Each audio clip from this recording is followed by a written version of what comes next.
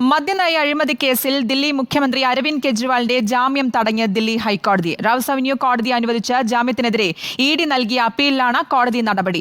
ഇഡിയുടെ അപ്പീലിൽ ഹൈക്കോടതി single bench വിശദമായി വാദം കേൾക്കും. കേസിൽ ഇഡി പക്ഷപാതപരമായി പെരുമാറി ആരോപിക്കപ്പെടുന്ന കള്ളപ്പണത്തിൽ അധികവും കണ്ടെത്താൻ ഇഡിക്ക് സാധിച്ചിട്ടില്ലെന്നും ഇതിന് എത്ര സമയം വേണ്ടിവരുമെന്ന് ഇഡി വ്യക്തമാക്കുന്നില്ലെന്നും വിചാരണ കോടതിയുടെ ജാമ്യ ഉത്തരവിൽ പറയുന്നു. അരവിന്ദ് കെജ്രിവാൾ ഇന്ന് ജാമ്യത്തിലിറങ്ങാനിരിക്കെയാണ് കോടതി ജാമ്യം തടഞ്ഞത്.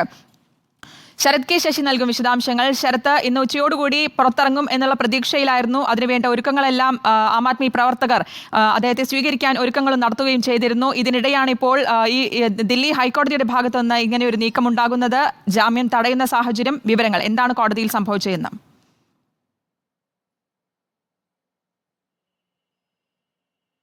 ശ്രുതി, ജാമ്യം തടഞ്ഞു എന്നുള്ളതൊരു യാഥാർത്ഥ്യമാണ്. ജയിലിൽ നിന്ന് പുറത്തിറങ്ങുന്നതിന് തൽക്കാലം ഹൈക്കോടതി ഒരു തടയിട്ടു എന്നത് യാഥാർത്ഥ്യമാണ്. അത് എൻഫോഴ്സ്മെന്റ് ഡയറക്ടറേറ്റിന്റെ അപ്പീലുമായി ബന്ധപ്പെട്ടിട്ടുള്ള ഫയലുകൾ കോടതിക്ക് പരിശോധിക്കേണ്ട ഒരു സാഹചര്യം. അവരുടെ അപ്പീലിൽ വാദം കേൾക്കുന്നതുവരെയാണ് കോടതി അത്തരമൊരു ജയിൽ മോചനം തടഞ്ഞിരിക്കുന്നത്. ഇപ്പോൾ ഏതായാലും എൻഫോഴ്സ്മെന്റ് ഡയറക്ടറേറ്റ് നൽകിയിരിക്കുന്ന അപ്പീലിൽ ഹൈക്കോടതിയിൽ വാദം ആരംഭിച്ചിട്ടുണ്ട്. ഈ വാദം ഇന്ന് പൂർത്തിയാവുകയാണെങ്കിൽ അരവിന്ദ് കെജ്രിവാളിന് ജയിൽ മോചനം ഇന്ന് തന്നെ സാധ്യമാകുമോ ഇല്ലയോ എന്നുള്ള കാര്യത്തിൽ ഒരു വ്യക്തത വരും എന്നതാണ് നമ്മൾ പ്രതീക്ഷിക്കുന്നത്.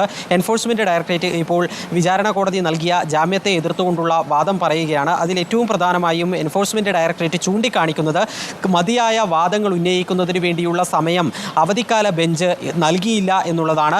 കോടതി തലതിരിഞ്ഞ ഒരു ഉത്തരവാണ് ഇപ്പോൾ പുറപ്പെടുവിച്ചിരിക്കുന്നത്. അതിൻ്റെ പ്രധാനപ്പെട്ട കാരണമെന്നത് എൻഫോഴ്സ്മെന്റ് ഡയറക്ടറേറ്റിൻ്റെ വാദങ്ങൾ വേണ്ട രീതിയിൽ കേൾക്കുന്നതിന് വിചാരണ കോടതി തയ്യാറായില്ല.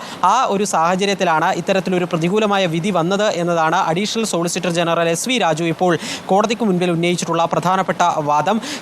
കോടതിക്ക് മുൻപിൽ വാദം ആരംഭിച്ച ഘട്ടത്തിൽ തന്നെ വിചാരണ കോടതി പറഞ്ഞത് ഈ വാദം ചുരുക്കണം, മറ്റ് ചില കേസുകളുമായി ബന്ധപ്പെട്ട് വിധി പറയാനുണ്ട് എന്നതായിരുന്നു. അങ്ങനെ കോടതി എൻഫോഴ്സ്മെന്റ് ഡയറക്ടറേറ്റിൻ്റെ വാദം കേൾക്കാൻ തയ്യാറായില്ല.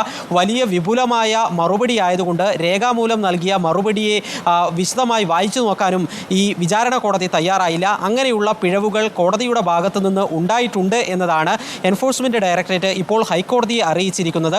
ഈ കേസുമായി ബന്ധപ്പെട്ട് നിലവിൽ ഈ ജാമ്യ ഉത്തരവ് അടിയന്തരമായി സ്റ്റേ ചെയ്യണമെന്ന് എൻഫോഴ്സ്മെന്റ് ഡയറക്ടറേറ്റ് ആവശ്യപ്പെട്ടുകൊണ്ട് രാവിലെ ഹൈക്കോടതിയെ സമീപിച്ചപ്പോൾ ഹൈക്കോടതി വ്യക്തമാക്കിയത് അടിയന്തരമായി ഹർജി പരിഗണിക്കാം, ആ ഹർജി പരിഗണിക്കുന്ന സമയം വരെ ജാമ്യ ഉത്തരവ് നടപ്പാക്കേണ്ടതില്ല എന്നതായിരുന്നു. ഇന്ന് ഇപ്പോൾ ഹൈക്കോടതി ഈ ജാമ്യ ഹർജി ചോദ്യം ചെയ്തുകൊണ്ട്, ജാമ്യ ഉത്തരവ് ചോദ്യം ചെയ്തുകൊണ്ടുള്ള അപ്പീൽ പരിഗണിക്കുന്ന ഒരു സാഹചര്യത്തിൽ സ്റ്റേ ഉണ്ടാകുമോ, ഒരു അന്തിമമായ ഒരു സ്റ്റേ ഉണ്ടാകുമോ എന്നുള്ള കാര്യത്തിൽ വൈകാതെ തീരുമാനം അറിയാൻ സാധിക്കും. നൽകിയത്.